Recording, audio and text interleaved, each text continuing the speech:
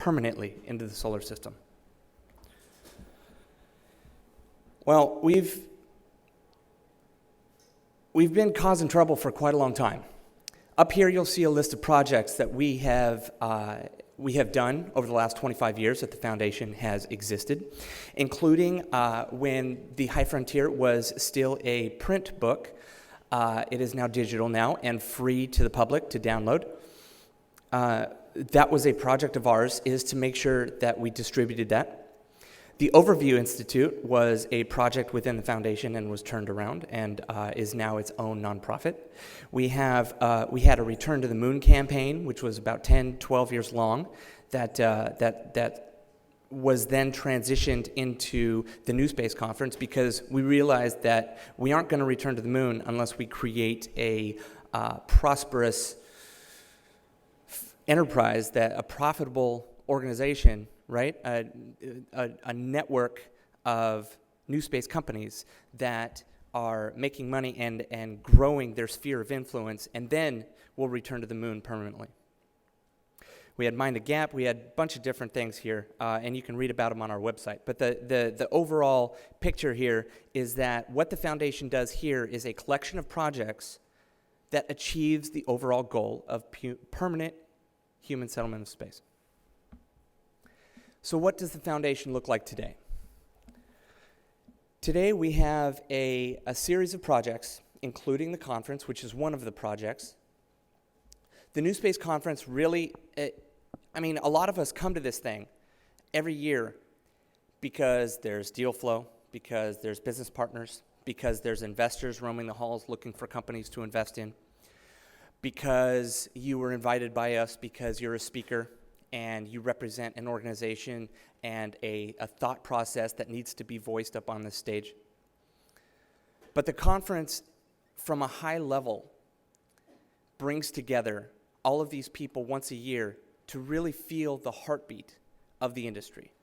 That is the purpose of this conference, okay? To put NewSpace into context of how are we achieving settlement through creating this prosperous network of entrepreneurial companies.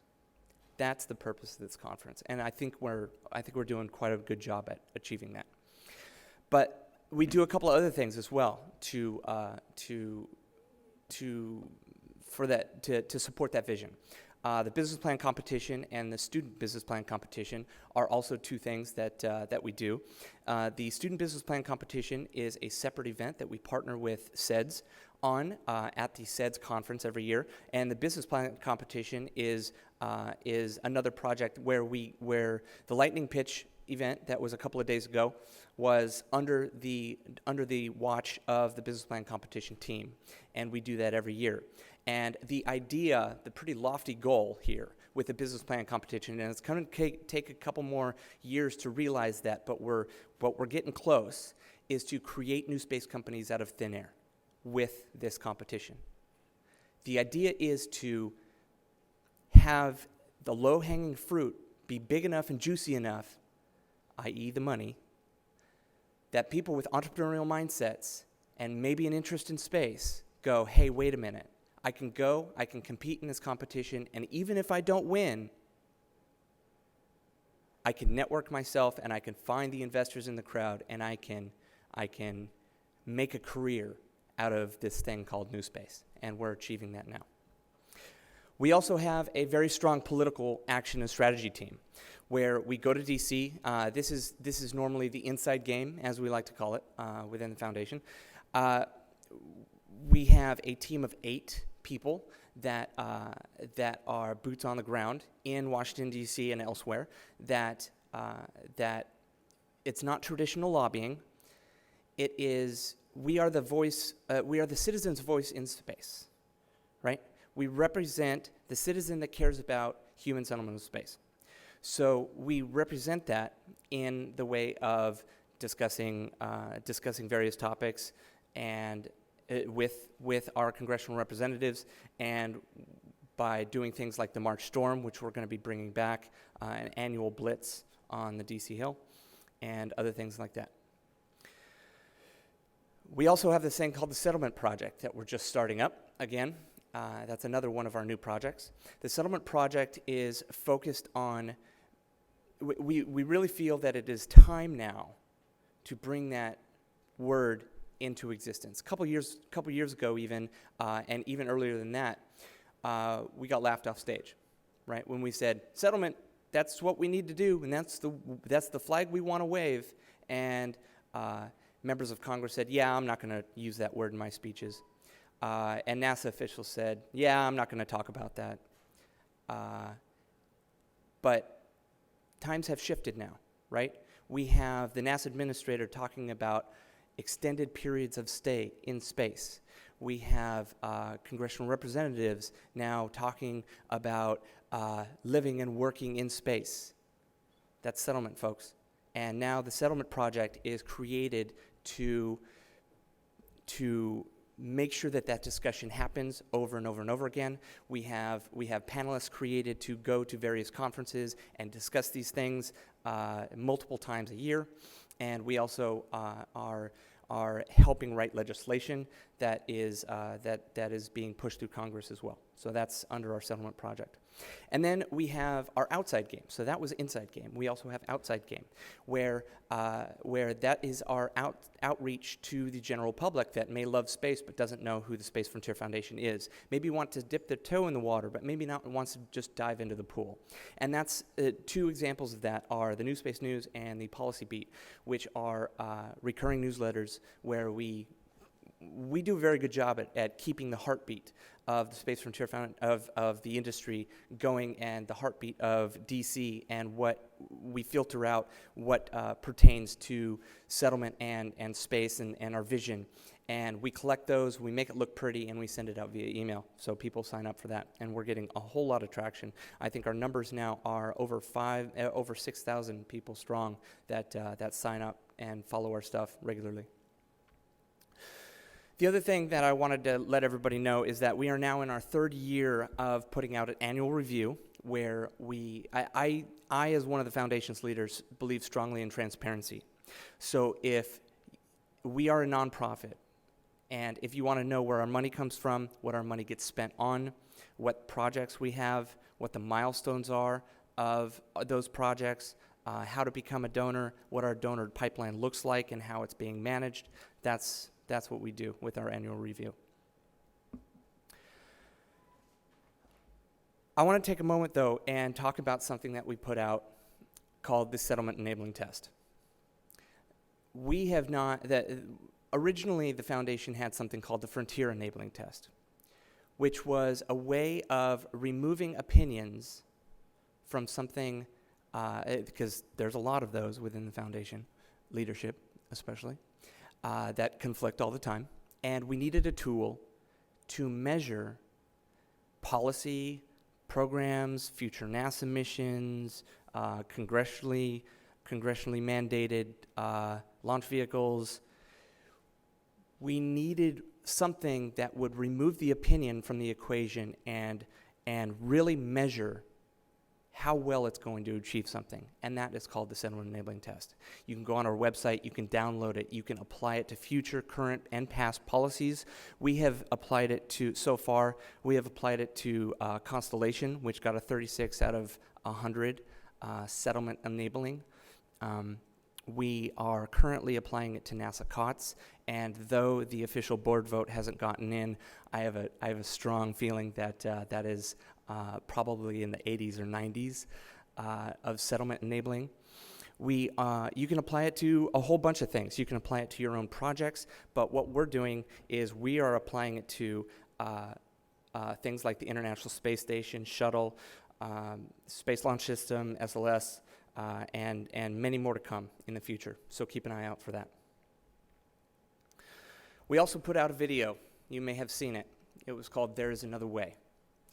This video was picked up by mass media and thrown around, and it kind of got a bad rap when it first came out because people said, wait a minute, Space Frontier Foundation says that what NASA's doing is wrong and we should be doing something different. The context of There Is Another Way was not that. The context of There Is Another Way is proof of the pudding that another system is even possible. we can take the entire NASA budget and without a single dime more, achieve 10 times the amount of settlement-enabling things than we're achieving now. And we used it as a wake-up call for everybody within the space architecture and congressional group that puts together these missions to say, hey, look, maybe it's time to rethink some things. Maybe it's time to measure and figure out your goals and your strategies and your tactics, and maybe start up at the top instead of going all the way down to the tactic level and saying, this is the vehicles we need, these are the landers we need, these are the everything that we need. Instead, go up to the top and say, what are we trying to achieve? And then from there, what are our goals? How do we achieve those goals? What are our strategies to achieve those goals? And then, after all those questions are answered, then we get down to the bottom of what do the vehicles look like, what do the landers look like, what tools and trinkets do we need? And if that sounds a whole lot like somebody else's speech that was given back in Huntsville, it's because it was based off of that. We worked very close with Jeff Grayson after he came off of the Augustine Commission and was all fired up and gave an amazing speech. And we said, Jeff, that speech was amazing, but we need a tool that we can push elsewhere that people can look at and see and understand in 5 minutes instead of listening to a 45-minute speech. And There's Another Way has achieved that. And you can see there in the bottom right-hand corner that we've gotten over 3,000 hits, over 3,600 hits, actually, and counting. The other thing we do is we take our own medicine. Within the foundation, we have lots of strategies and goals, but that doesn't mean that over time, those strategies and goals can't change. We recently just spent an entire year and a half turning over everything that the foundation believes in, both the things that are sacred, and the founders were very nervous that they said that cannot change, like the credo, like the settlement focus, like everything else. We put everything on the table, we sliced it all up, and we said, look, is this what we want for the Space Frontier Foundation? And we ended up with a bunch of strategies and goals that are internal, and I'm not going to tell you just yet, but they are a lot of the goals. Hang on, I should go back. A lot of the strategies and goals lined up with things that we were doing. For instance, the NewSpace conference, I believe, is knocking it out of the park. But again, I am only one opinion. What we did was we looked at the hardcore strategy of settlement. We moved it down into why are we here in Silicon Valley? Why aren't we having this conference somewhere else? Maybe the Space Coast, maybe Houston, maybe everything else. And those are the kind of things that we asked ourselves, we answered, and I just want to let everybody in this crowd know that nothing is sacred within the leadership of the Space Frontier Foundation. So if you believe that we should be doing something else other than what we're doing now, again, we are the citizens' voice for concerned citizens focused on space. So let us know. And here's the part that maybe everybody was waiting for and hoping for. This year was the second largest NewSpace conference that we have ever had, which was very, very good. I am extremely proud. We had 471 attendees and counting. There's probably a couple of people still buying tickets out there. We had, between speakers and staff and everything else, we had a mashup of a whole bunch of groups looking at the registrations, which is why on our registration page we ask you all those questions, because we can measure trends. We have established industry leaders, we have government representatives, entrepreneurs and startups, press, investors, students, exhibitors, and other interested parties. This is in line with the strategies and goals of the NewSpace conference and what we're trying to achieve, and we are achieving. So with that, I just wanted to say thank you very much, and I believe this concludes the NewSpace conference, besides the awards gala tonight. So I will have Hannah come up and give you the final, but thank you very much.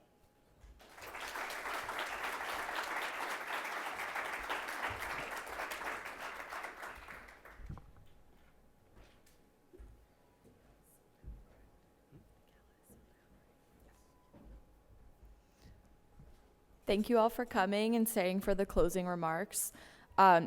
He was right. This does conclude the NewSpace conference. Thank you so much for coming out here, especially if you came from far distances. We really appreciate it. And thank you to all of our speakers and press and exhibitors and everyone else who was able to join us.